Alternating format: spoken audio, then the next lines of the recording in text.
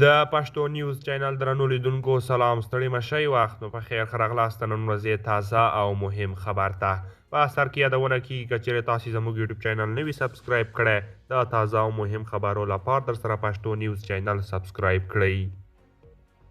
په افغانستان کې د طالبانو حکومت کلیدي وزیرانو له مولوي هیبت الله اخندزاده سره لیدلي. د طالبانو د حکومت چارواکي وایي دوی د یو شمېر ولایتونو له علماو سره یوځای د مشر لیدو ته کندهار ته تللي. د طالبانو حکومت ویلي چې دغه چارواکو د یو شمېر ولایتونو له علماو سره یوځای په کندهار کې له خپل مشر سره لیدلي. د طالبانو د حکومت ویان بي بي سي ته ویلي دوی د خپلو کاري چارو کې مشورې ته کندهار کې خپل مشر ته ورغلي. په دغه چارواکو کې د ملي دفاع، کورنیو چارو، بهرنیو چارو او مخابراتو او معلوماتي ټکنالوژۍ وزیران شامل دي. ځینو سرچینو کندهار ته د طالبانو د استخباراتو د مشر تګ خبر هم ورکړی.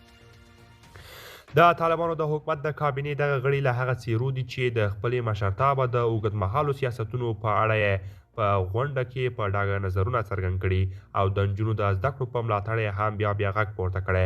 د طالبانو د حکومت د کابینې هغه غړي چې هم کلیدي وزارتونه پر مخ وړي هم د دغه خوځښت له مهمو څټو دي او هم یا په دې وروستیو کې د خپل نظام د لرلیدنو او په تیره بیا د ښځو د زده کړو په تړاو د لوړ غږ نظرونه لرلي وو د خپل مشر لیدو ته کندهار ته ورغلي. د طالبانو حکومت مرکزي ویان ذبیح الله مجاهد بي بي سي ته هم وویل چې د کابینې دغه غړي په خپلو کاري برخو کې مشورې غوښتلو ته ورغلي وو. د طالبانو د حکومت د کابینې دغه مخکښ غړي داسې مهال کندهار کې د خپل مشر لیدو ته له علماو سره یوځای ورځي چې د نوي ښوونیز کال پر رسېدو سره یو وار د افغانانو او نړیوالو سترګې دي چې دوی به په زده کړو کې د نجونو او ښځو له حضور سره څرنګه چلند کوي. د طالبانو لوړو زده کړو وزارت همدا پرون بي بي سي ته ومنله چې د کابل په ګډون د سړو سیمو پوهنتونونه به د کب په 15مه یوازې د هلکانو لپاره پیل شي او د ښځینه محصلینو په اړه د دوی د حکومت پریکړې تغییر نه دی کړی. قدرمنو دوستان دا و زموږ د نن ورځې چمتو کلی خبر. تر بیا ښه وخت.